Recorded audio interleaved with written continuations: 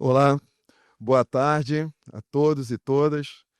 É um prazer estarmos aqui juntos, mais uma vez, na sessão número 129 do projeto Humanidades na Saúde, projeto criado pelo professor doutor Ricardo Cruz.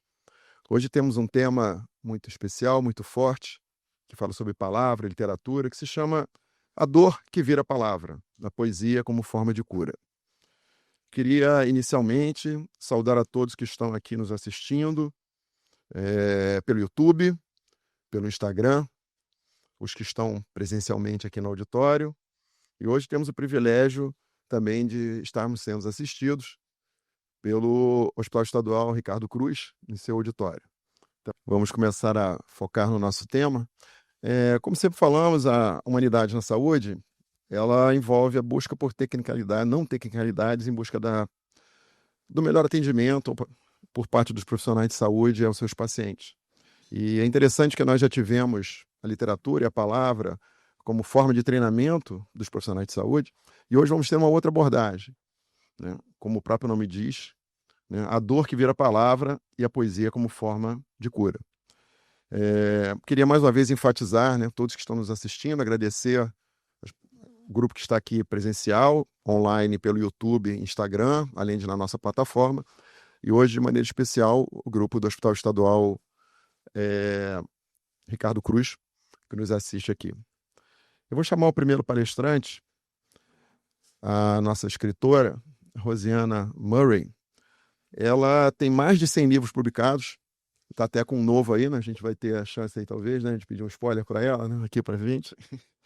E, para vocês terem ideia, ela tem muitos livros de poesias e contos para crianças, recebeu diversos prêmios literários, inclusive ela faz parte de uma lista de honra de um organismo internacional que abriga os melhores autores da literatura infanto-juvenil do mundo. Então, é um privilégio termos uma escritora como essa no Brasil e um privilégio para nós podermos recebê-la aqui no Humanidade da Saúde. Rosiana, por favor, a palavra é sua. Obrigado por ter aceitado o nosso convite. Obrigada. Obrigada. Eu sou poeta, né? Nasci no Rio de Janeiro, no Grajaú, numa casa de judeus que vieram da Polônia, meus pais, antes da Segunda Guerra. Eles vieram na década de 20. Mas como eu fui uma criança mega sensível, muito, eu percebia uma dor na casa. E meu pai tinha muitos amigos que passaram por campos de concentração. Essa dor, ela era alguma coisa como uma nota musical que estava ali sempre. Para mim, era uma casa triste. Mas a infância é um lugar mítico, né? Além de ser esse lugar mítico, digamos que a infância ela é uma maleta onde você vai retirar tesouros ao longo da sua vida. E na minha infância, assim que eu comecei a ler, eu já era leitora. A primeira palavra que eu li quando fui alfabetizada era cidade. E eu me espantei muito de que numa palavra só houvesse uma cidade inteira, com todas as pessoas, carros, ônibus, casas, padarias, mercados, correio. Foi um insight lindo que eu tive de como numa palavra tanta coisa cabe. E a poesia, ela é assim. A palavra da poesia, ou na poesia, no poema, ela é muito mais do que apenas uma palavra. Ela é um universo. E o tesouro que eu tiro dessa maleta são os livros que me acompanharam desde que eu era criança. Eles são, para mim, os livros, a literatura, a poesia, que é principalmente a minha linguagem, eles são sempre abrigo, casa, alimento, né? E eu queria lembrar que nós somos os únicos animais que imaginamos, que construímos mundos e que contamos histórias. Eu frequentei o Hospital Samaritano como paciente e como acompanhante. E a literatura também me salvou nesses momentos, nas 2 vezes, como paciente e como acompanhante, sempre um livro ou um poema que eu estava escrevendo, algo ligado à literatura, me salvava. E como eu disse, que nós imaginamos e contamos histórias e temos que carregar utopias, senão a gente não aguenta viver, eu vou ler para vocês um poema de um livro que se chama Atrás de Cada Coisa. Atrás de cada coisa há outra coisa qualquer. Atrás da cama, há poeira. Atrás do armário, há aranha. Atrás da porta, há mofo. Atrás da gente, há sempre um sonho em esboço. E se a gente não tiver sempre esse sonho em esboço, a vida vai perder a cor e vai perder o assombro, porque já falou Ferreira Goulart, Márcio Vassalo, quando a gente se encontrou antes desse encontro, a vida tem que continuar sendo um assombro. O meu pai, ele tinha um armarinho no Grajaú. Para mim era uma coisa mágica. E aí, não faz tanto tempo, talvez uns 3 anos ou 4, eu publiquei um livro chamado Armarinho Mágico. Eu imaginei um armarinho onde todas as coisas tivessem magia. E eu vou ler esse poema, Pedra Azul. Nos dias em que acordamos do lado do avesso e tudo parece que vira abismo, basta comprar no armarinho mágico a pedra azul de mudar pensamentos. Segure a pedra com força e, feito moinho moendo palavras, tristeza vira alegria e dor vira poesia. Quando eu era criança, eu fui uma criança um pouco triste, a literatura me salvou e eu escrevia também. Desde criança que eu escrevia algumas coisas. O meu irmão, que está na plateia, Dr. Jacob Kligerman, ele me deu um livro, quando eu era criança, que se passava na pré-história. E havia um menino, que era o personagem principal, a família dele tinha que se mudar junto com o clã, mas o pai estava doente e a mãe não queria deixar o pai sozinho. Então eles ficam. E havia também um irmãozinho de 5 anos. E o pai, quando morre, a mãe vai chegar o inverno, então ela tem que fazer uma travessia longa, perigosa, cheia de acidentes, e o menino fica sendo a força daquele trio. Ele já tinha uns 12 anos, assim. Eu era menor até, eu acho. Mas o que aconteceu ali naquele momento nunca me abandonou. Esse assombro, né? Essa surpresa de que eu era o menino. Eu era uma menina, mas eu era um menino. E a literatura faz isso com a gente. Ela nos dá empatia. Quando você se identifica com um personagem, não importa de que idade, nem de que gênero, você é aquela pessoa, porque você sente o que aquela pessoa sente. A minha última internação foi num hospital público, no EAT, e eu tive a sorte de parar nesse hospital, de me levarem para esse hospital, quando eu perdi meu braço atacada pelos 3 pitbulls.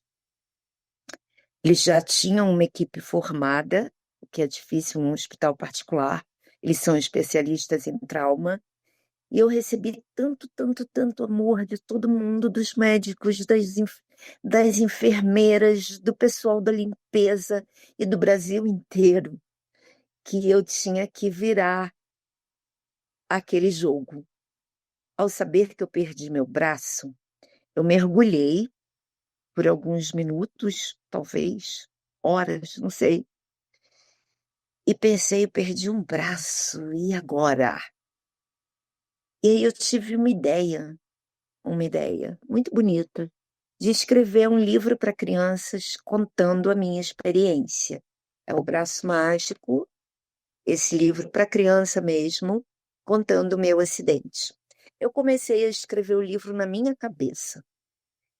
Enquanto eu estava escrevendo o livro na minha cabeça, as palavras foram ocupadas. Não foram ocupadas. Elas ocuparam o meu braço.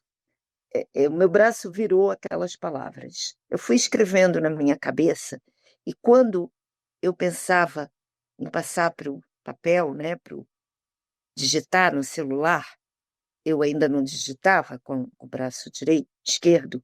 O meu filho começou a digitar para mim, ele lia de volta e eu falava assim: nossa, mas está muito duro, não é assim que eu quero. E meu filho André me deu a ideia de colocar meus netos. Ele falou: mãe, coloca os netos nessa história. Quando eu coloquei os netos, aconteceu o milagre de que a história fluiu. Ela voou. Ela era o que precisava, ter aquelas crianças ali. Essa experiência do EAT marcou muito a minha vida. Foi uma coisa assombrosa para mim. Todo o tratamento que eu recebi, o amor que eu recebi, e como imediatamente depois que eu tive a ideia de escrever essa história, eu consegui entender que eu faria tudo com o braço esquerdo. Eu não era canhota, eu era destro, né? Então eu já, quando comecei a comer comida sólida, sozinha no quarto, na UTI, eu comecei a comer com a mão esquerda, eu comecei a usar a mão esquerda, comecei, assim que eu cheguei em casa, a digitar com a mão esquerda. Os primeiros textos o meu filho digitava para mim. Então, foi muito incrível essa história ter substituído o meu braço. Como a gente ouviu no poema que eu li da Pedra Azul, a nossa mente, o nosso cérebro, ele é plástico e ele nos ajuda sempre, mas a gente também tem que ajudar. E essa ajuda que a gente tem que dar é esse olhar poético sobre a vida e o mundo. Todos os dias, quando eu acordo, eu lembro que eu estou viva e que eu ganhei essa vida. Então, vou ler um poema para vocês, de um livro que se chama Emaranhado. Chegamos até aqui, e o assombro é a luz e a noite escura, para soletrarmos os poços de água profunda, a chuva, a dança primordial que nos habita. A bandeira é a do amor, o seu risco azul na linha do horizonte. Então, eu quero falar um pouco desse amor e como a poesia, que é uma outra espécie de linguagem, ela é tão diferente da prosa, ela pode ajudar na nossa recuperação. Talvez, se alguém ler um poema para a gente numa hora duríssima no hospital, a gente consiga respirar melhor. E é o amor que nos dá a estrada, que nos dá a esperança. É o caminho que a gente vai ter que seguir a travessia rumo à vida outra vez, quando a gente está vivendo uma situação de vida, morte, vida no hospital. Eu acredito na poesia como quem acredita numa divindade. E a gente tem que imaginar que o serviço de enfermagem do hospital, depois dos médicos, eles são a fonte inesgotável de amor e esperança para o paciente. Eu tenho um carinho, um amor pela enfermagem, que geralmente são técnicas com uma vida dura, que tem que fazer um trajeto grande até o hospital, e, no entanto, elas estão ali, apoiando, dizendo palavras que a gente precisa ouvir. E eu senti uma identificação muito grande com as enfermeiras que faziam meus curativos. Eu as chamei de aranhas douradas, e foi muito bom, porque elas adquiriram status no hospital, e elas ainda não tinham. Foi esplêndido.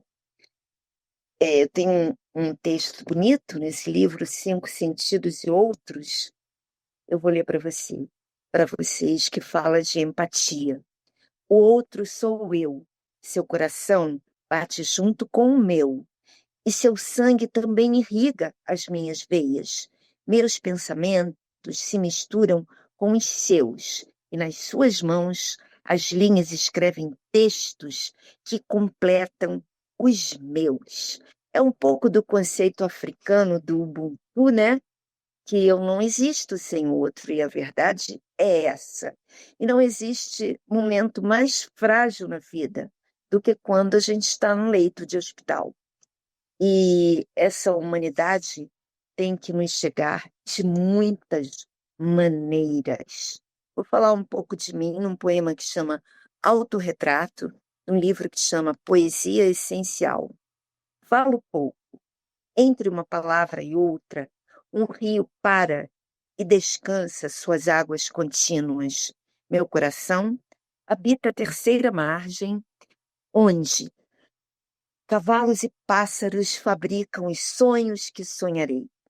Debaixo das unhas estão guardados os dias que virão. Novelo de vida, uma ponta amarrada no pulso e a outra ponta perdida, a morte. Ela está sempre aí, todos os dias nos espreitando, mas a gente não sabe quando. Essa outra ponta perdida, perdida mesmo, porque a gente não tem bola de cristal e a nossa data de finitude não vem assinalada na nossa certidão de nascimento. Então, sim, transformar a dor em poesia. Passaporte. Essa dor que sinto não é poesia, não é literatura. É como uma casa de cal e osso. É como um sujo na parede. Essa dor é passaporte para a vida. Eu acho que todos temos, absolutamente todos, essa capacidade de transformar a dor em poesia. É viver o que temos agora, hoje. Se eu tenho um leito de hospital, onde eu estou, eu também tenho os meus afetos, a minha memória, a minha história, os meus sonhos que eu ainda quero realizar. Eu acho que eu estou chegando no meu tempo. Eu gostaria que alguém me avisasse. Tenho 10 minutos. 10 minutos. Então vamos falar uma palavra muito difícil hoje em dia e sempre, para trás e para sempre, que é a sinceridade nesses tempos de fakes, né? Totalmente. Às vezes a palavra diz, mas o corpo desdiz. Às vezes o gesto fala e a palavra cala. Quando o corpo e a palavra se abraçam e dançam, então é verdade? E a gente também precisa falar do corpo, né? Eu agora sou uma mulher amputada. Eu tenho um braço, mas o cérebro de todo mundo está acostumado a ver uma mulher de 2 braços. E o meu também. Eu tenho o braço fantasma. Já conversei com uma neurocientista e ela me diz que o meu braço fantasma ele vai diminuir, mas ele nunca vai desaparecer. Eu tenho que conviver com esse braço invisível e eu transformei esse braço num braço mágico, lembram do meu livro? Eu acho que sim, que todos nós temos esse poder, que as pessoas falam, mas como é? Como é que você fez para conviver com isso, para superar? Que resiliência! Claro, eu tenho meus sonhos, eles me ajudam, e eu tenho a literatura, que é a minha estrutura. Estrutura. O que me constitui? Um corpo, unhas, ossos e dentes. Cabelos que crescem misteriosamente em silêncio. As linhas da mão me levam, como um barco, a um futuro ainda opaco. O que me constitui? Essa estrutura, esqueleto e desejos. O rosto fugidio no espelho, esse tempo, o meu tempo, onde nasci, cheio de estrelas e perguntas. Mas quando a gente é leitor e Nenhuma profissão impede ninguém de ser leitor. A gente tem grandes escritores médicos, químicos, né? A gente tem o Primo Levi, químico, Pedro Nava, médico. Isso não existe. Que não se possa ler, porque tem uma fábula que diz que só professor de português é leitor e pode ajudar a formar leitores. Isso é uma balela. Os meus sonhos e a literatura são a minha estrutura e o que me ajudou, claro, a superar mesmo, porque eu faço absolutamente quase tudo com o braço esquerdo. Eu vou ler só o comecinho do Braço Mágico, porque tem gente que não leu, claro. A avó era poeta e tinha um braço invisível e mágico. Um braço que alcançava o horizonte, mergulhava no mar e fazia cafuné nos cavalos marinhos. A mão da avó era invisível também, e ambos tinham os mais belos poderes. Para o braço não havia distância. Se houvesse uma pessoa triste muito longe, ele a alcançava e fazia carinho no rosto e nos cabelos dela. E a pessoa, criança, jovem, adulto ou idoso, encontrava a alegria outra vez. É preciso dizer que nem sempre foi assim. Um acidente fez a avó perder o braço. Em nenhum momento desse livro para criança, que tem umas ilustrações assim maravilhosas do Fernando Zensou, que valem no livro, eu falei dos cachorros, porque eu não quero que crianças tenham medo de cachorro.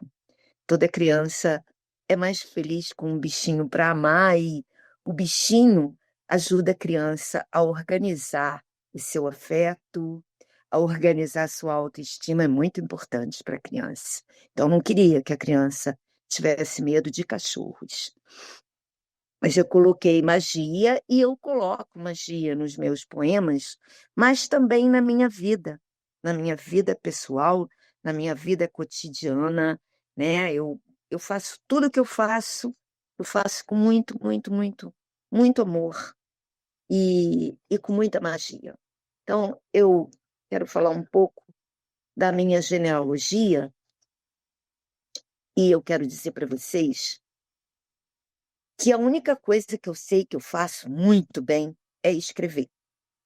Eu sei fazer isso. Isso é o meu ofício, escrever. O resto eu faço mais ou menos, eu engano, mas escrever é a minha certeza. Eu sei que eu faço bem porque eu faço bem para as pessoas com os meus poemas. Eu não estou nem falando de qualidade, mas eu faço pão, né? E eu fiz já pão sozinha com a mão esquerda. Herdei as mãos da minha mãe em seu desenho, as unhas, o tamanho. De alguma bisavó, certamente, herdei as mãos de fazer pão. Há todo um mistério e volúpia na farinha, no fermento, sal, água e no azeite que se derrama, cada ingrediente junto com um punhado de tempo. Certamente, quando enrolava a massa numa grossa trança, imagino que pensava nas 1000 pequenas tarefas que serviam um dia. Estamos tão longe, nós duas, e não há foto nem memória dessa mulher, a não ser a que invento, enquanto lavo as mãos, que mergulharam profundamente na farinha com fermento, azeite, sal e água. Então, que a gente mergulhe profundamente em nossa memória, nossa imaginação, nossos sonhos e principalmente no amor, que seria toda cura para a humanidade.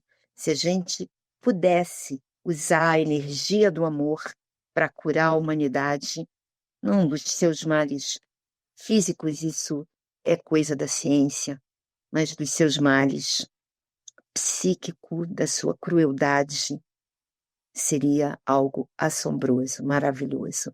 É a nossa utopia como ser humano nessa nossa passagem aqui na Terra. Eu deixo um grande beijo para vocês. Obrigada. Hum.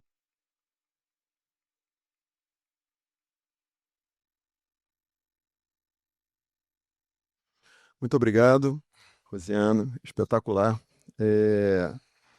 Queria, em primeiro lugar, saudar a presença agora na nossa mesa, além da nossa curadora, do nosso próximo palestrante, nossa curadora, Denise Loreto, está presente também a senhora secretária de Estado de Saúde, doutora Cláudia Mello, que veio nos brindar aqui com sua presença e na moderação em seguida.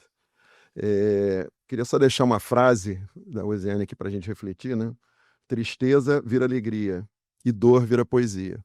Ela não só testemunhou, né, do seu caso, não simplesmente deixou dizendo poesia melhor ou cura. Ela explicou como faz isso, né? E ela nos provocou, a todos os profissionais de saúde, né? É balela dizer que só professor lê, né? Que não tem tempo de ler, que ninguém lê, que não... E mostrou que o caminho da literatura é um caminho de cura e de melhoria da saúde.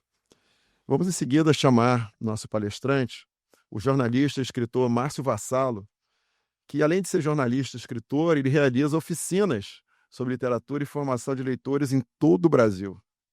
E só para ter ideia do grau de Márcio Vassalo, ele é o autor da biografia de Mário Quintana, nada mais, nada menos do que isso. E suas obras estão incluídas no catálogo de autores brasileiros na Feira do Livro de Bolonha. Então, mais um autor nesta mesa, reconhecido internacionalmente, o que é um orgulho para nós brasileiros e principalmente para nós de Humanidade da Saúde, tê-lo com nós aqui. Márcio, por favor, a palavra é sua. Obrigado por ter aceito o convite. Obrigado, Ricardo. Bom dia a todos. Obrigado a Denise Loreto pelo convite. E obrigado, Ricardo, agora por dizer para mim também que a palavra é minha, como você disse para a Rosiana, porque nada como me apossar da escritura da palavra. Eu acho que todo dia o que eu mais desejo é ter a escritura de uma palavra, para olhar as coisas de forma diferente, para olhar com respeito para as coisas. Eu descobri outro dia que a palavra respeito vem do latim respectum, o spectrum de olhar, de expectar, e o de refazer. Então, respeito na raiz é você reolhar as coisas, reolhar ao redor, reolhar para você mesmo, com essa... Eu achei tão bonito que a Rosiana disse, de que ela acredita na poesia como quem acredita numa divindade. Eu estenderia a poesia para a palavra, para a imaginação, para o olhar. Eu sou um viciado em olhar, não tenho folga. Um menino me perguntou outro dia num evento em Guadalupe, como é que você arrumou esse emprego de escritor? Eu falei, eu nunca imaginei que era emprego, né? Mas eu vivo dando emprego para as palavras, vivo assinando a carteira de umas e outras. E esse emprego, visto dessa forma maravilhosa por esse garoto, na realidade não tem férias, não tem, é o tempo inteiro, né? Então eu estava chegando aqui com Denise antes de entrarmos aqui no auditório, e aqui em frente tem uma oficina mecânica, né? Convido depois a todos para olharem. E a oficina mecânica está escrito lá na fachada deles: reparos para o mesmo dia, embelezamento. Aí eu fiquei, como é que eu vou embora? Como é que eu paro de olhar uma frase dessa e entro para falar? É uma agonia, um desespero, né? Porque eu estou o tempo todo querendo olhar as coisas, reparos para o mesmo dia. E tem um hífenzinho, se eu não me engano, lá, embelezamento. É apaixonante demais, porque eu vivo do reparo não do concerto como ele, né? Meu reparo é mais pro desconcerto, mas esse reparo de reparar, né? Reparar. Nós, com o tempo, né, diante das nossas urgências, nossas perdas, nossos sobressaltos, nossas agonias, nós vamos deixando de reparar, como a criança pequena repara, né? Antes que o mundo passe uma caneta vermelha na sua imaginação e no seu olhar, né? sendo corrigida. Claro que a criança tem que ser corrigida para muita coisa, mas no reparo, na imaginação, é o que acontece também. E reparar é uma das coisas que eu mais faço na vida. Eu vivo do reparo realmente. O reparar não só do olhar, mas de parar de novo. Parar e reparar. Eu só posso olhar se eu realmente parar e reparar. E olhar por ângulos diferentes, né?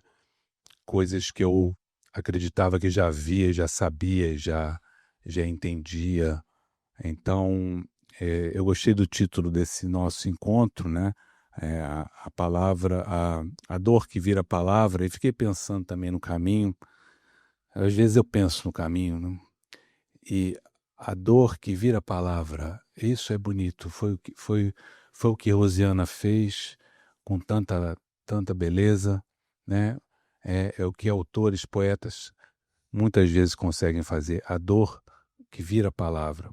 Eu fiquei pensando também que às vezes é a palavra que me vira a dor de lado, de costas, de frente, para que eu possa olhar no olho dos meus desesperos, das minhas insônias, das minhas faltas, das minhas algias. Estava doido para usar essa palavra bonita aqui, para impressionar. Ela me procurou hoje de manhã, me pedindo, me use, me use, me use. Eu não dou conta, né, de dizer não para algumas palavras. Algias, uma palavra que traz tantos tormentos, tantas dores, né, mas que pode ser vista com beleza. Eu me lembrei agora de uma história, e eu acho que não são as lembranças que nos forjam, são as histórias. Lembrança qualquer um pode ter. Eu acho que são as histórias que nos forjam. As histórias, não só as que lemos, as que vivemos, as que testemunhamos, né? As nossas histórias, aquelas que mais cheias de verdades íntimas. Eu me lembrei de uma agora, quando meu filho tinha 6 anos, eu tinha trabalhado, o Gabriel, né? Um dia eu tinha trabalhado até, sei lá, umas 4 e pouco da manhã para entregar um texto, mas tinha combinado com ele de ir à praia, era uma quarta-feira. Escritores, mesmo os empregados, podem ir à praia às quartas-feiras, né? E era bem cedo, ele acordava muito cedo, com 6 anos, e estávamos no elevador indo para a praia na quarta-feira, às 7 da manhã, eu sonado, e tinha um homem com a filha dele, uma mesma idade do Gabriel, mais ou menos, e a menina estava olhando muito impressionada, a gente ali de sunga indo para a praia, uma quarta-feira, e ela estava indo para algum lugar com o pai, eu acho que era para a escola, alguma coisa assim. E ela disse, eu quero ir para a praia também, pai. E o cara ficou me olhando como quem, pô, esse cara tá me trazendo problema aí na praia essa hora. Ele disse, outro dia a gente vai, filha, porque hoje, o dia tá feio hoje, né? O dia não tá bonito, hoje o dia tá feio e tava a ponto de cair uma tempestade, porque eu não sei se é uma outra história, que eu tenho paixão por tempestades, né? E chuva e tal. E o tempo estava muito fechado. E ele falou para ela, não, outro dia a gente vai, porque o dia tá feio hoje, a gente vai outro dia. E foi embora. Meu filho ficou olhando para a cara dele, olhando para a cara da menina, eu olhando para a cara do meu filho, olhando para a cara deles, porque eu também gosto muito de olhar as pessoas olhando, né? Eu estava aqui antes de começar olhando, vocês olhando. É muito gerúndio para um dia só, mas é outro vício. Olhar quem está olhando.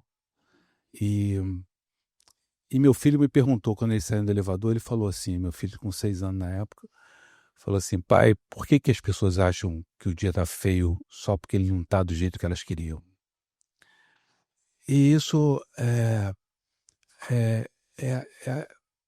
tinha muita verdade íntima para mim, né? Eu gosto dessa expressão da verdade íntima.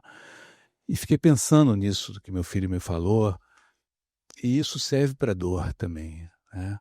De como, eh, de como a gente acha, às vezes, feio algo, ou apavorante, ou todas as palavras cheias de trovões e, e assustadoras, né?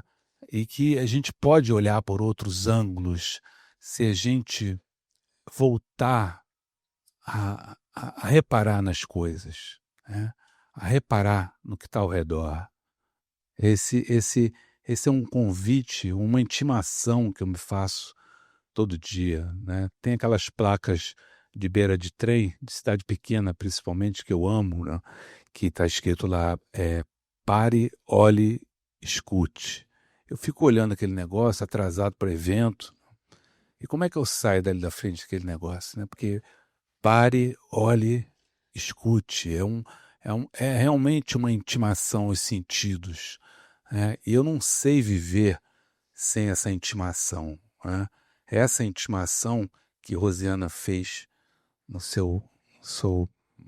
as belas palavras que me antecederam aqui, eu não tenho outro jeito para fazer. E eu não faço isso para escrever.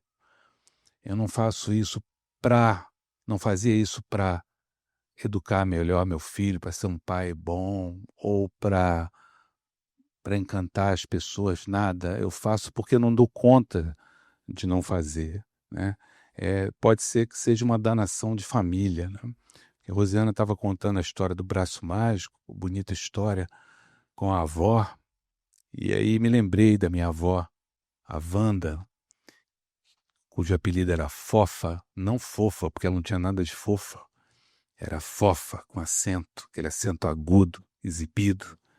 Minha avó tinha uma voz belíssima, a voz mais bonita que eu conheci na vida, a voz rouca, mais bela de toda a história das vozes roucas do mundo. E a minha avó, a gente tinha um sítio na época, em Araras. Ela me pegava pelo braço às vezes e levava para o alto de um morro para a gente olhar gavião voar. E ficávamos lá olhando o gavião sem dizer nada.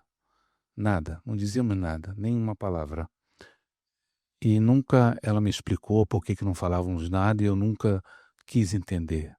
Eu só gostava de ficar ali. E aquela voz dela guardada, porque às vezes a gente precisa guardar a voz para olhar, né?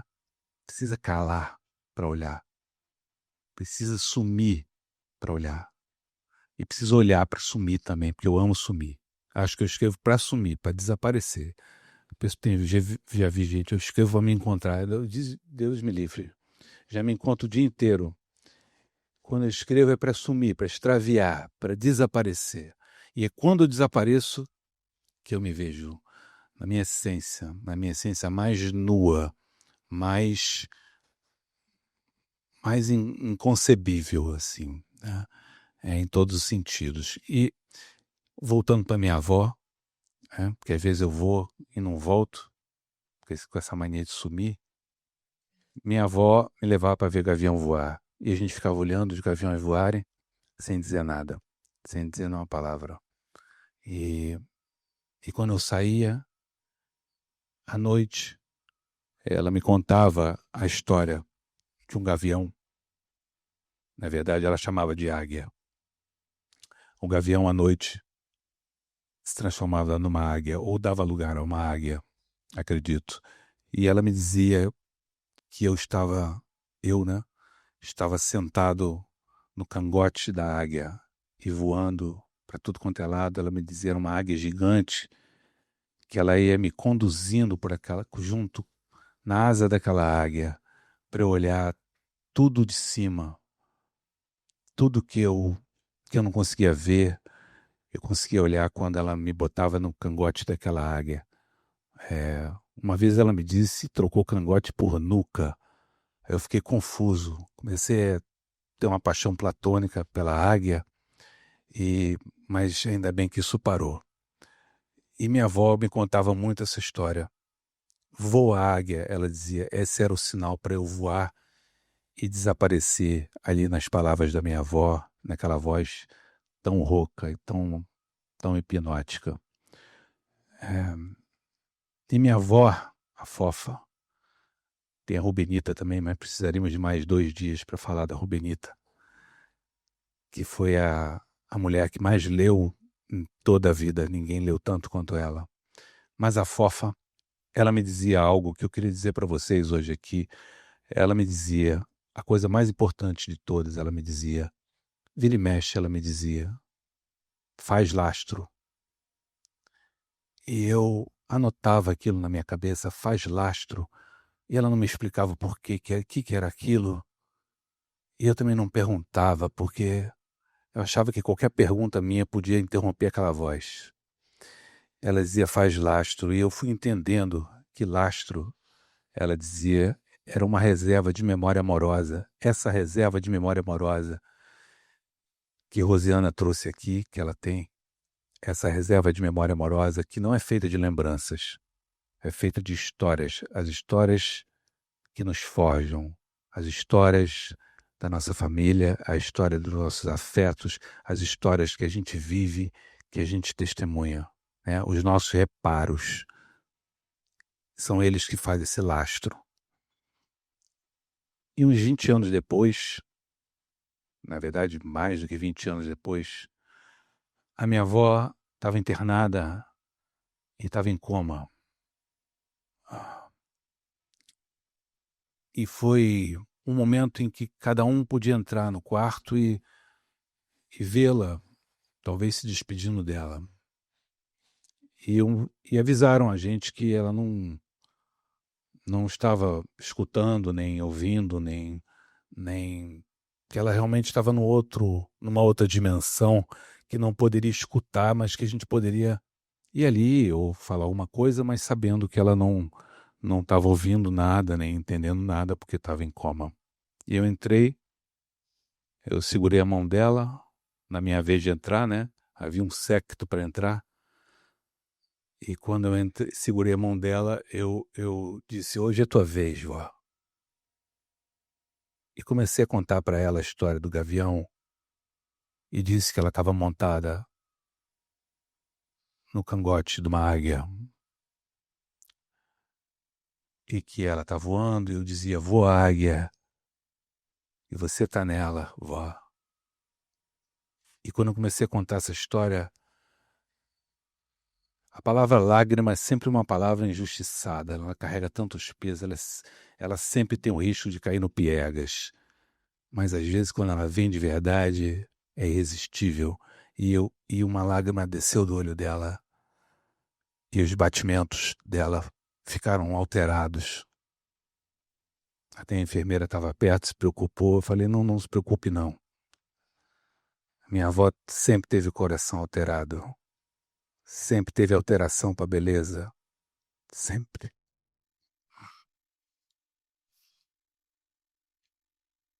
E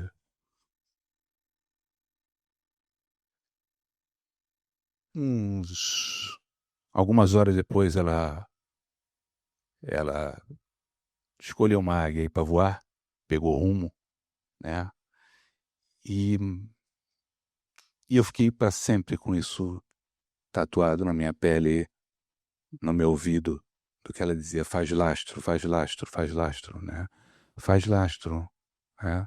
E fico com esses recados que eu tive a sorte divina, uma sorte celestial, bem azul da cor da bandeira do Uruguai, que é o meu azul predileto, aquele azul da celeste.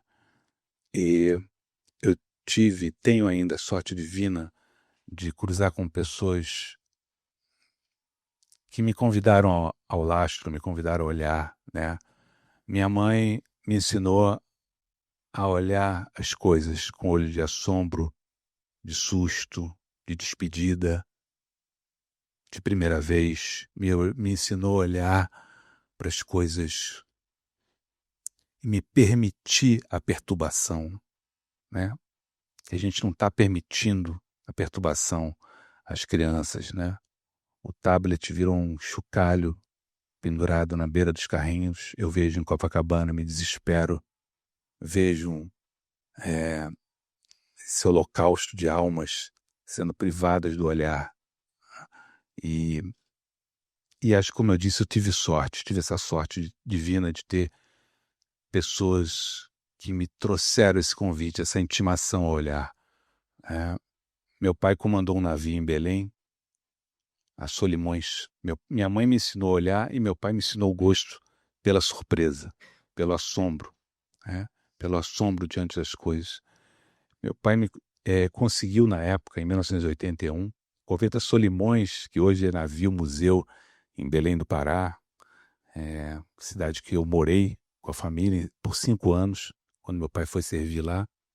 Ele comandou essa corveta e conseguiu, na época, não sei como, nunca perguntei também, autorização da Capitania do Esporte para que eu viajasse junto com ele por 18 dias, junto com 4 amigos da mesma idade na época, 14 anos, 15. Uma coisa impensável hoje, né?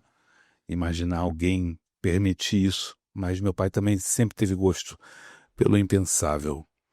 E um dia lá na proa do navio, no passadiço, na verdade, o meu pai já era umas 3 e pouco da manhã, e ele pegou o rádio do navio e chamou os oficiais do navio, porque tinha uma emergência. Ele estava falando com aquela voz bonita dele também. Emergência, todo mundo aqui agora. E acho que eram 4 oficiais que chegaram lá todos estrambelhados, deviam estar dormindo, né, com o cabelo virado, e meu pai precisou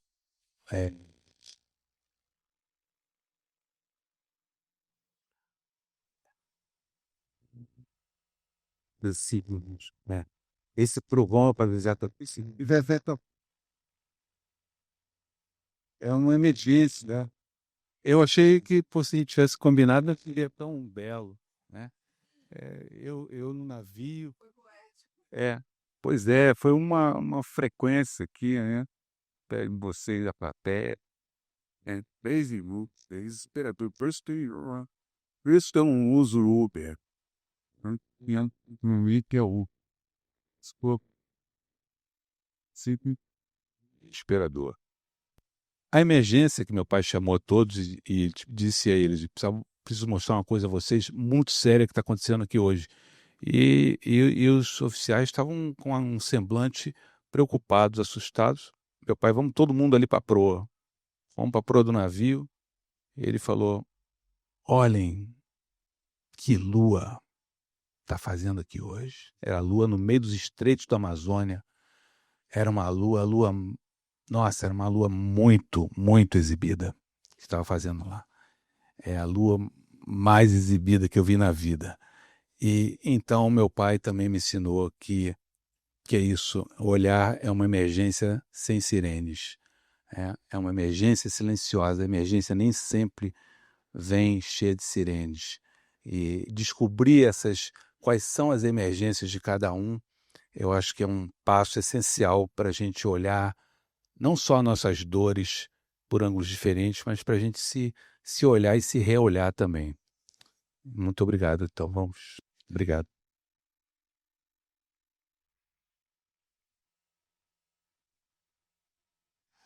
Muito obrigado, Márcio, pelo ensinamento aqui, que a gente olhar, reolhar e fazer lastro. Já nos deu aqui muitos ensinamentos.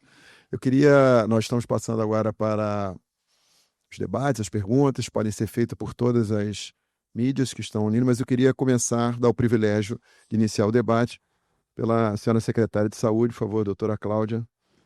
Aproveitar a presença aqui de Rosângela e Márcio, né, de Rosana e Márcio, para a gente aproveitar bastante. Boa tarde. Eu acho primeiro agradecer ao Ricardo e a Denise pelo convite. Eu acho que estar aqui num momento desse de humanidades, momento que a gente cresce demais ouvindo.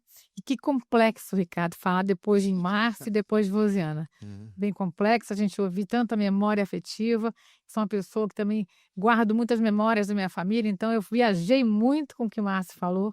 Viajei muito a memória afetiva do meu avô, da minha mãe, então a gente viaja muito e fica perdendo até o que falar e o que parar para escutar, é tão lindo. E eu queria muito agradecer também a Rosiana, dizer que participei muito de perto, né, com relação à internação que ela teve numa unidade nossa, o chefe estadual Alberto Torres, é uma unidade de emergência de Porta Aberta, de São Gonçalo. Foi muito rápida a chegada dela lá, já tínhamos uma equipe pronta para chegar com a parte de cirurgião plástico, cirurgiões gerais, ortopedistas. Foi tudo muito rápido, tudo muito marcante. Participei da alta dela hospitalar, no dia que ela teve alta. E que bom que a gente consegue, quer dizer, bom no sentido de poder ter oportunidade de participar de uma história tão linda que transformou dor em poesia. Eu acho que isso é o que a gente faz, nos faz mover permanente no SUS. Nosso Sistema Único de Saúde cresce cada dia salvando vidas e ajudando as pessoas a transformar as dores em poesia. E ter um momento escrito dessa maneira, com tamanha realidade, que a dor nossa do dia a dia foi transformada em poesia, é muito gratificante. Quero muito mais agradecer por estar aqui, agradecer pela história que nos traz a oportunidade, como eu falei, de estar junto aqui, não só participando do momento histórico e memória afetiva de poder ler.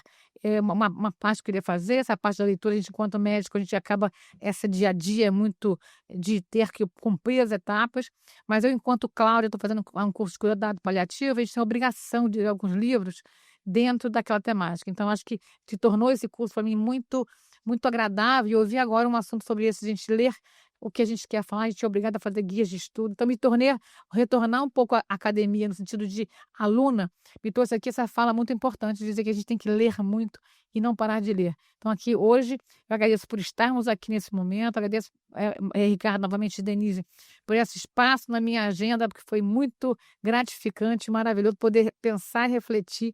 Agradecer a todo mundo que está aqui no sentido de poder ouvir de perto palavras tão lindas. E, de novo, repito, obrigada por participar da nossa história do SUS, Rosiana. Obrigada por nos dar essa oportunidade de tão linda de ter essa história, um pouquinho do nosso SUS e do nosso hospital. Muito obrigada. Também. Nós é que agradecemos, doutora, pela senhora abrir a agenda, um espaço, né, até para dar esse testemunho e saber que as autoridades do Estado, né, médico, também estão sensíveis a esse tema da humanidade, né? Isso para ser replicado por nossas lideranças médicas, né? Rosiana, pode dizer agora a sua experiência, já que ela falou, é muito importante isso para nós ouvirmos aí suas palavras aí sobre isso. A minha experiência no EAT, que vocês estão falando, no Hospital Alberto Torres, não entendi Transformação, bem. né, da dor na palavra, né, que ela falou, né, agora. Eu falei tudo isso na minha fala já, né? Ela não fez exatamente uma pergunta. Não, é para você estender seus comentários, né? Talvez tenha sido uma coisa limitada pelo tempo, talvez você tenha algo mais para trazer para a gente, né? Isso é importante. Não, eu quero agradecer todos os dias. Eu avisei lá o hospital que eu ia estar aqui hoje, avisei o Alex, que é da comunicação, porque o meu carinho é infinito. Eles me deram a vida outra vez, e como eu ressaltei, nenhum hospital particular teria podido me salvar, porque eles já tinham uma equipe pronta. Eles são um hospital de trauma, né? Assim, referência no estado do Rio, e eu só tenho a agradecer ao SUS, né? É uma pena que mais verba não seja injetada no SUS, para que não existissem filas de espera em casos, às vezes, graves, né? Como câncer, que não pode esperar. É uma pena, mas a gente sabe como o nosso país funciona e não é o caso de falar disso agora. Agora é só agradecer mesmo estar aqui com meu irmão que eu amo na plateia, Dr. Jacó Kligerman, e receber as perguntas. Assim, só um testemunho, a Fátima Salerno agradeceu muito, disse que a sua apresentação foi impecável, tá? E a gente tem um testemunho também do professor José de Jesus Camargo, que é uma pessoa que fala muito sobre humanidades, né? Está sempre nos acompanhando. E ele diz, não por acaso se considera que a poesia está no topo da hierarquia literária. Acompanhando a afluência da professora Rosiana, o efeito foi imediato e foi hipnotizante. Não há como agradecer um relato desses. Eu até estava lembrando, Márcia, aqui quando você estava falando do silêncio, né, professor Camargo tem um texto que ele fala, muito rapidamente, fala sobre um atendimento de uma criança por um médico, ela morre depois, e que o médico encontra a mãe, os dois se abraçam e saem andando abraçados sem falar nada. Aí ele fala assim, nunca um silêncio foi tão eloquente, num dos textos bonitos dele. E eu estava lembrando disso quando o senhor falou aqui, né? E a Jussara Valverde. Falar. Hein? Nunca um silêncio foi tão eloquente. Pode comentar, por favor. Existe essa questão insolúvel da morte. Não há palavras, né? Como você vai botar palavras na morte? É o desaparecimento da pessoa para sempre. Eu acabei de passar por isso, né? Perdi meu marido Juan Arias em novembro do ano passado e ficou tão assim patente isso que ele falou. Não tem palavras, né, para essa ausência definitiva. E a gente não tem a experiência da própria morte. Então, o nosso inconsciente não pode dar conta disso. Eu queria lembrar também que o Freud disse que aonde o psicanalista chega, um poeta já chegou antes. Olha só, hein? Olha só. A Jussara Valverde diz que quando as palavras carregam sentimentos, emoções, o que fica para quem ouve ou lê é a oportunidade de refletir, sonhar, vivenciar até o impossível. O que a senhora falou da utopia, né? O improvável. Tá? O professor Camargo fala que ele falou que acredita piamente no sentido da construção dos lastros. E até brincou agora que diz que essa experiência de hoje merece desdobramento, viu, curadora? Fica aí para a curadora aí. E o Jaime Vasmo agradece muito aos palestrantes que fazem provocar a imaginação. Jaime Weissman? Ele é pediatra? Que eu saiba, sim. Que tem alguns Vasmas diferentes, mas tô sabendo. Ele que foi o pediatra dos meus filhos? Não sei se ele... Não sei dizer. Fica aqui, se ele estiver ouvindo ainda, ele pode responder aqui. Ele mandou por escrito aqui pra gente, uma das mídias, tá? Nós estamos com a presença do Dr. Londres, está ali. Eu não sei se ele quer fazer o microfone ali, por favor, o microfone ali para o Dr. Londres. Por favor, é um privilégio ter o senhor aqui. Eu perdi o começo, né? Chegando atrasado. Mas o tema foi uma coisa que nos encantou. Então, nós estamos vendo. Porque, por exemplo, você falou poesia, né? É uma paixão minha. Eu sei, por isso que eu provoquei. Mas é uma música em palavras, né? É muito interessante. E eu acho que é muito importante a arte. Eu digo, a medicina não é uma ciência, a medicina é uma arte. Então, a arte é alguma coisa que nos leva a uma transcendência que a ciência pura não leva. A ciência pura nos leva a coisas objetivas e claras. A arte nos leva a uma transcendência, que eu acho que é muito importante. Então, a arte, parabéns. E as sessões daqui, eu passei algum tempo sem poder vir, né? Mas são sessões... Quanta riqueza das sessões, quanta riqueza tem as sessões. Então, é uma coisa que vão em frente para valer. Sem dúvida. Para valer. 10 anos, gente? 10 anos Caramba, olha só. Parabéns. Parabéns. E a gente fica feliz de ter o senhor de volta presencialmente aqui. Espero que o senhor... Não, eu sempre adorei vir aqui. Mas hoje, depois da pandemia, eu recentemente tive um acidente, a gente estou aqui, sabia disso? Eu trabalho aqui também, então sabia. É verdade. Claro. Claro. Mas estarei aqui. Sempre gostei de vir aqui, sempre. Que bom. E sempre lembrando o nosso querido Ricardo, né? Inesquecível. Beleza. Rosiana, o Jaime Vasma é o pediatra mesmo, tá? Ele mandou aqui. Pediatra dos filhos da Rosiana, tá? Que emoção. Ele agradeceu muito aos palestrantes que Nos passaram por ele. Ai, que emoção imensa. Pois é, pra você ver, né? A humanidade faz isso, reconecta aqui muito.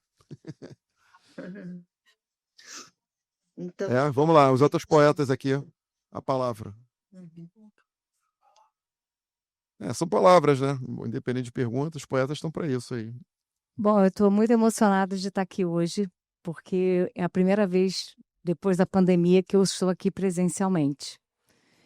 E no momento em que duas pessoas importantes estão num outro lugar, né? Tanto o Ricardo como meu pai. Então é muito emocionante estar aqui hoje, revisitando essa sessão que transformou pessoalmente a minha vida como profissional de saúde, como pessoa, onde eu vivi tantas emoções e conheci pessoas tão preciosas. E eu fiquei pensando no verso que eu escrevi recentemente, que o tempo ancora a falta na nostalgia. Então, estou com muita nostalgia hoje.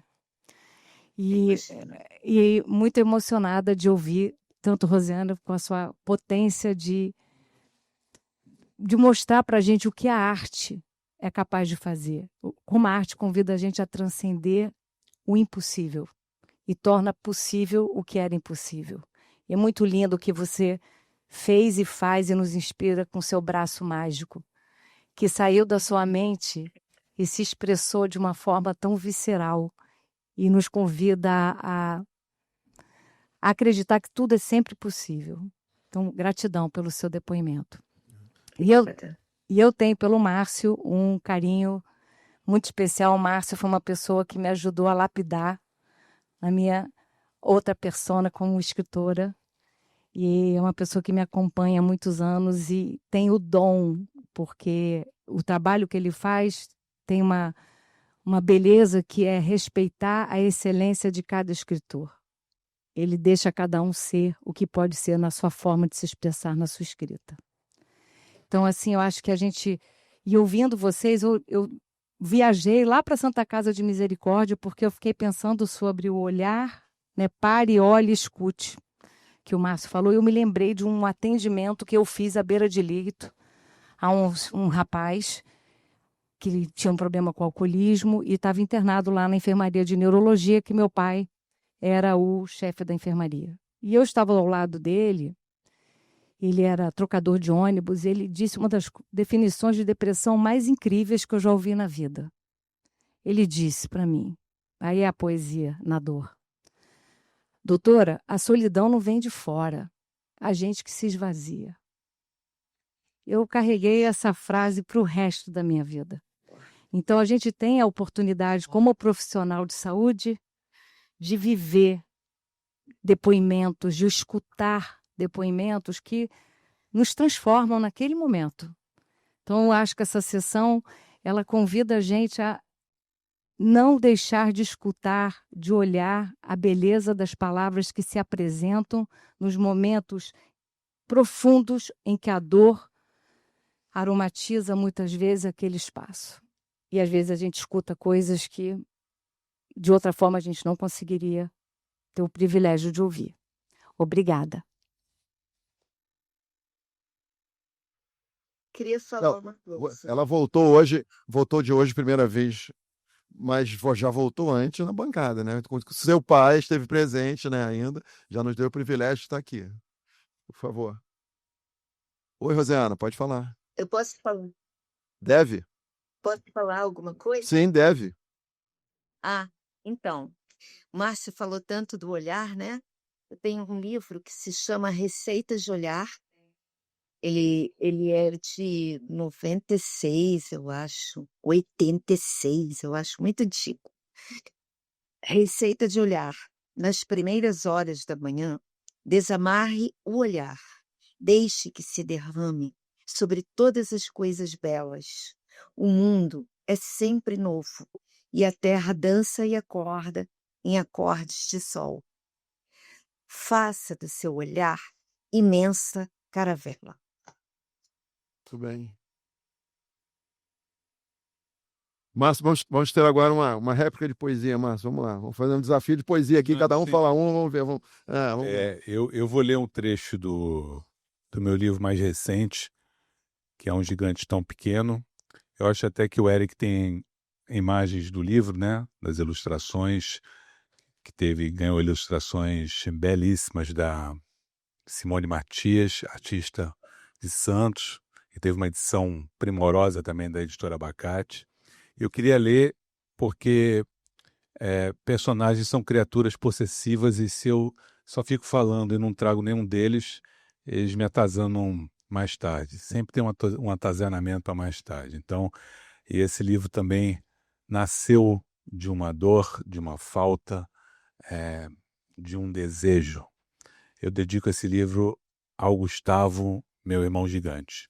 E esse livro nasceu não só inspirado no meu irmão, que é uma inspiração, mas também por conta de que uma personagem me procurou, a narradora desse livro.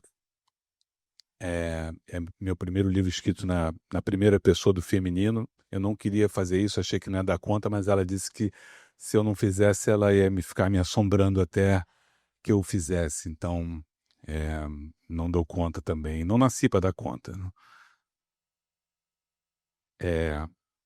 Então, um gigante tão pequeno. É um trecho.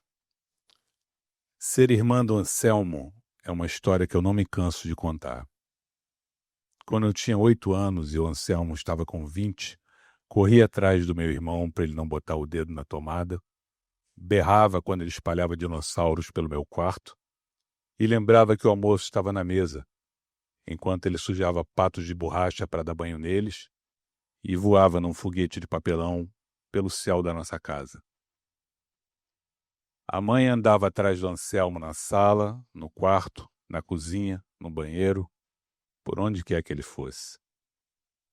Tinha vezes que eu andava atrás da mãe. Também queria que ela andasse um pouco atrás de mim. Andar atrás de mim, a mãe não andava não, mas de vez em quando ela parava para me contar histórias de quando era menina, coçava as minhas costas por dentro da blusa e me ensinava a olhar paisagens que ninguém via. Só que logo a mãe ia atrás do Anselmo. Esse é um trecho, né? Uma lasca, como eu gosto de pensar. Gosto mais de lasca do que trecho. Tão gigante, tão pequeno. Eu convido a todos depois para conhecer o livro. Acho que a gente vai fazer um sorteio do livro e de outros. Opa, tá de ficando outros. emocionante aqui. E antes que eu me esqueça, sempre esqueço. Convido a todos quem quiser visitar lá meu Instagram. Sempre esqueço disso. Então, tá me seguindo já? @vassalo_márcio. Porque eu digo isso porque tem um @Márcio Vassalo que alguém abriu para mim e eu não tenho a mínima ideia que seja e as pessoas vão parar nesse. E às vezes eu fico até confuso de quem eu sou. Se eu sou o Márcio Vassalo ou o Vassalo. Tá Vassalo Márcio. Porque tem um outro que é bonito, né? Você ter um Instagram pirata assim. Mas então convido a todos porque lá eu divido, de vez em quando divido lá alguns reparos. Estamos falando de escritores de poesia, né? Nós temos a nossa curadora na mesa, Denise, que também é escritora. Denise, por favor, é poeta. Transformou a dor em palavra também. Obrigado, não. Tá. Oi. Ah, não, gente, boa tarde. Não, eu falo o seguinte, Rosiana, eu falo isso, primeiro eu chamo meu livro de livrinho. E o Márcio fala, não, livrinho, mas ele é um livrinho. Aí ele pega trauma, depois você não sabe por quê. Não, e depois, assim, eu não sou poeta, eu estou poeta, né? Acho que a gente pode dizer isso. Talvez, ou eu fui uma poeta desde criança e só agora. Mas, assim, eu ia deixar para ler no finalzinho, mas já que a gente falou tanto de voar e uma vez até a Cláudia leu e eu estava até contando para o Márcio que eu escrevi um livrinho de poesia, enfim, ele é o meu editor. E aí ela leu um dia lá no Hospital Ricardo Cruz, né? E eu nunca tinha visto alguém ler e de outra maneira, porque para mim ele não era isso, né? Então eu acho que a poesia é isso, né? Você não é sua, né? Como a música, né? Mas já que a gente falou voa e a gente falou, né, tá falando de perdas, de transformar, também tem uma história, mas não vem ao caso hoje aqui, né? Mas assim, eu também não sabia como as palavras, na verdade, elas me invadiram, né? E eu não sabia se eu um dia ia contar. Eu sabia que nunca ia contar no livro uma história, como a Rosena também falou, né? Ela não queria falar do cachorro, não queria falar de nada triste. Então, como é que isso ia nascer? Né? Eu até brincava que eram as tristezas da minha vida, né? As desgraças. Eu falava desgraças, porque são graças, né? E aí saiu em poesia, né? Já que a gente está falando de poesia, eu fui invadida por essas poesias de uma maneira. E aí o Márcio, eu cheguei até ele, né? Por causa da Ana, aqui tá tudo conectado hoje. Mas eu quero ler para vocês, porque a poesia me salvou, na verdade. Me salvou de palavras que estavam adormecidas, que precisavam sair de dentro de mim para me curar. Então, esse livrinho, ele é bem pequenininho, mas ele conta a minha vida inteira, assim, né? E um dia eu estava andando ali no aterro, onde a gente morava, e realmente isso veio, né? Então, chama Sussurros. E ele recomeça, levanta a tua alma, acredita, o dia sussurrava ao meu ouvido. chora, lava tua alma, grita, canta, sussurrava sem parar, caminha, corre, amacia teus pés, voa. E aqui estou eu voando, né? Graças a Deus. E a Rosana e os poetas, é o Marcos. Mostra o livrinho aí, o livrinho. Livrinho. Seu livro. É da Lúcia Moretti, são maravilhosos, chama Abre e Fecha. Bonito livro. A Jussara Valverde dá um parabéns aqui aos palestrantes e agradece pela densidade da discussão e do conteúdo. É uma poeta também. E a Ana Paula, que faz parte do Clube da Leitura da Casa Amarela, né, que, junto com vocês, ela fala que tem o coração acalentado nessa tarde. Reflexões fortes para nutrir o ser. Então, isso é muito importante, né? Alguém da plateia ali, por favor? Desculpa interromper. Eu só estava aqui pensando na filosofia, né? O Nietzsche, quando decretou que a filosofia estava morta como sistema, o que restava era a poesia. O que ia conseguir segurar o mundo seriam os poetas no sentido lato. A gente aqui está falando no sentido estrito, mas seria a arte, né? Então, era uma nova força fora do sistema da filosofia, que é um sistema fechado, seria o sistema escancarado da arte e da poesia. Eu só queria comentar que toda essa reflexão me fez lembrar que na própria filosofia, e depois o Heidegger também, nas entrevistas dele, ele declarou: só um Deus nos poderá salvar. Então, enfim, alguma força que está fora do sistema, da técnica, da cibernética, vejo como esse amor que a Rosiana mencionou e que estamos todos aqui cultuando e cultivando através da poesia no senso estrito. É só um comentário, queria agradecer muito a oportunidade. Então, muito bom seu comentário, né?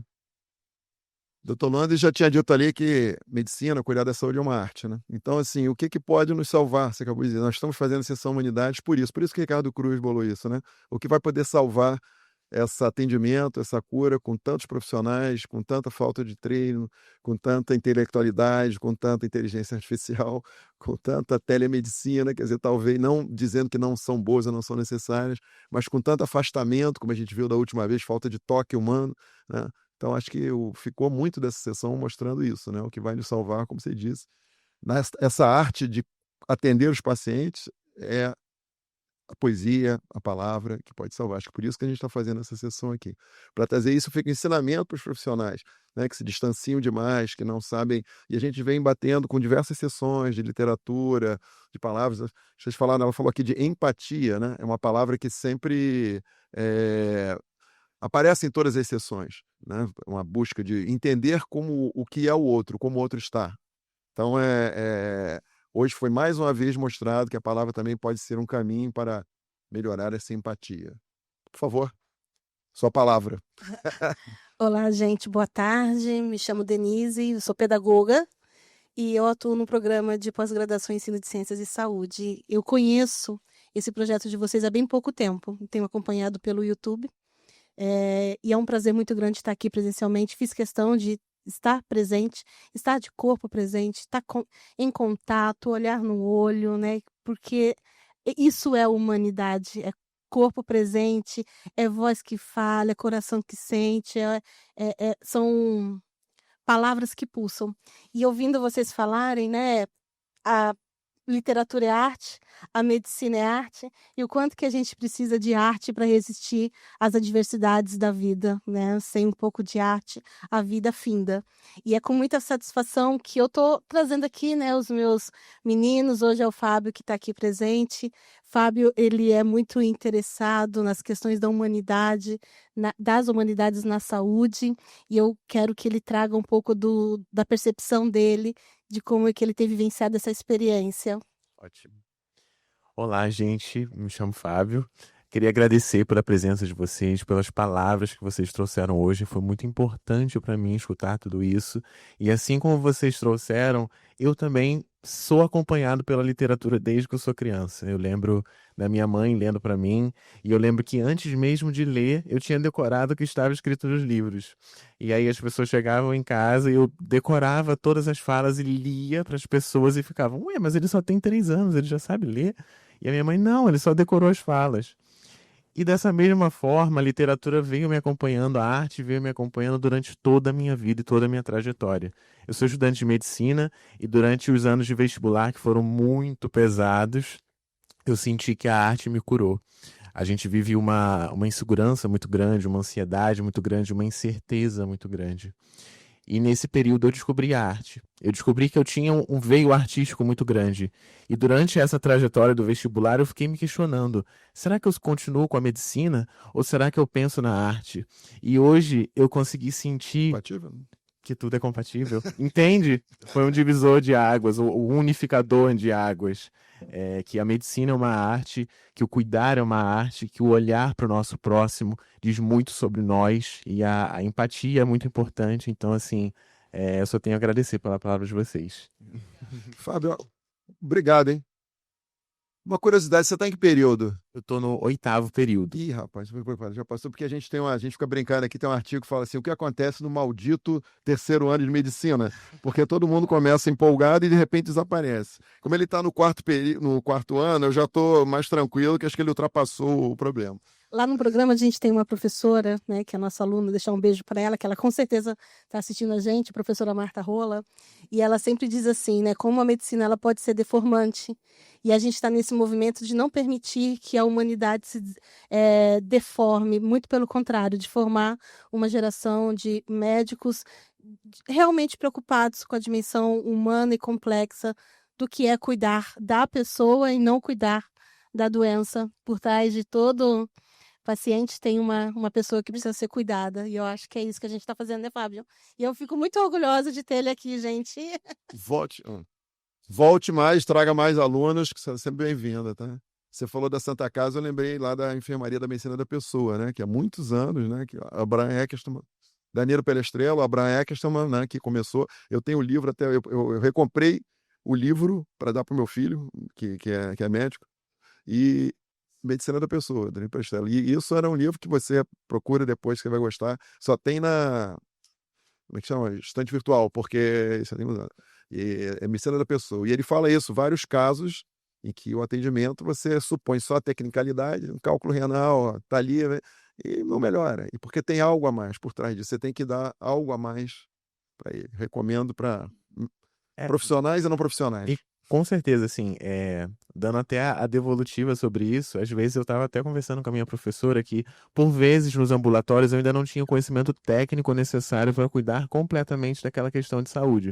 Mas mesmo assim eu sentia que os pacientes saíam gratos e felizes do meu atendimento. E eu ficava me questionando, mas espera aí, tá faltando alguma coisa ainda em mim técnica, mas eles saem cheios de outra coisa.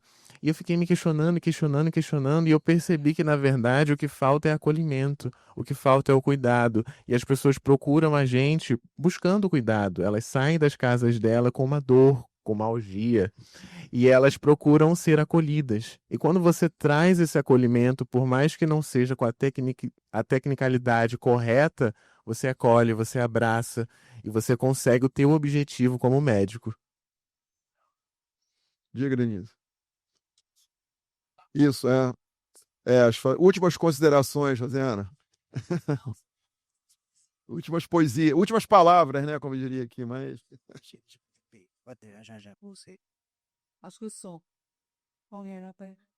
Eu quero agradecer essa manhã maravilhosa. Eu realmente preciso sair agora.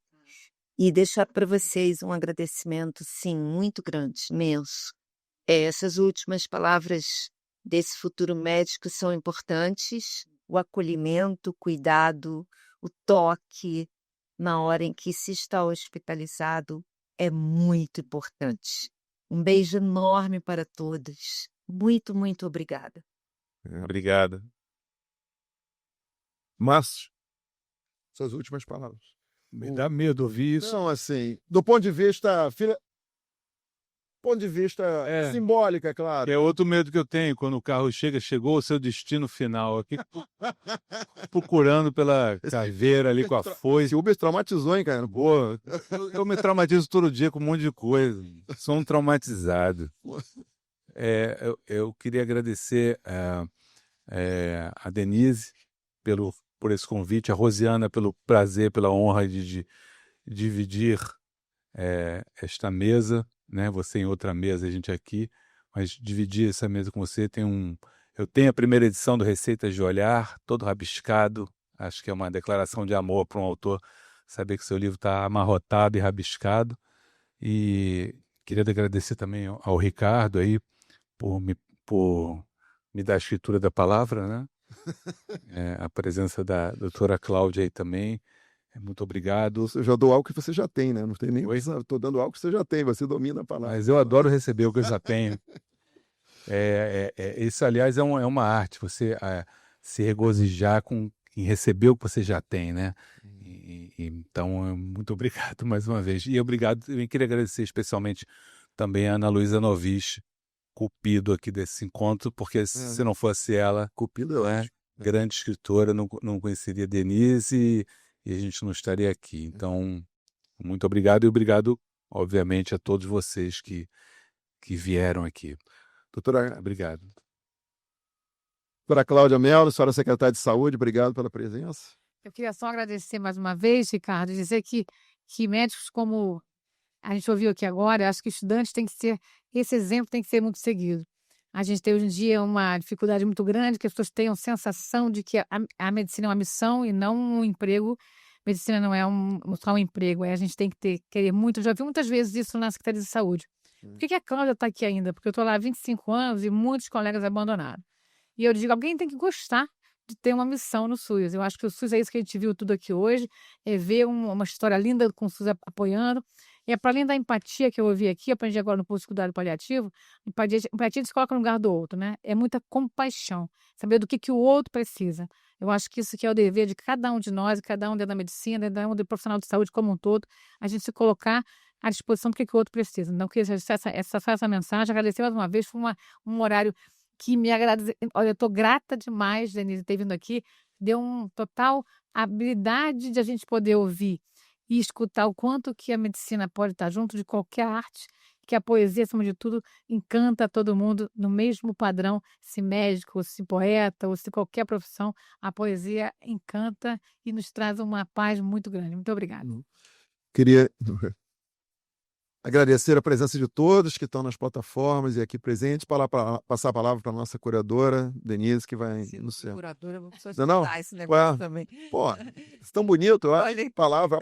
Gente, eu quero agradecer vocês, agradecer quem está no Instagram, no YouTube, e convidar vocês para a próxima sessão, que a gente vai continuar falando sobre palavras, né? A próxima sessão vai acontecer no dia 26 de junho, dia do meu aniversário. Opa, vai ter bolo, hein? Vamos continuar. Para ver se o pessoal vem mais aqui presencial, vamos fazer que tem bolo aqui. O tema vai ser o lugar central da palavra na psicanálise e na música popular brasileira. E vai ser muito legal com o Marcos Comaru, vamos falar sobre isso, como que a música mexe, né, com a gente e nos salva também. Obrigada a todos e até o próximo.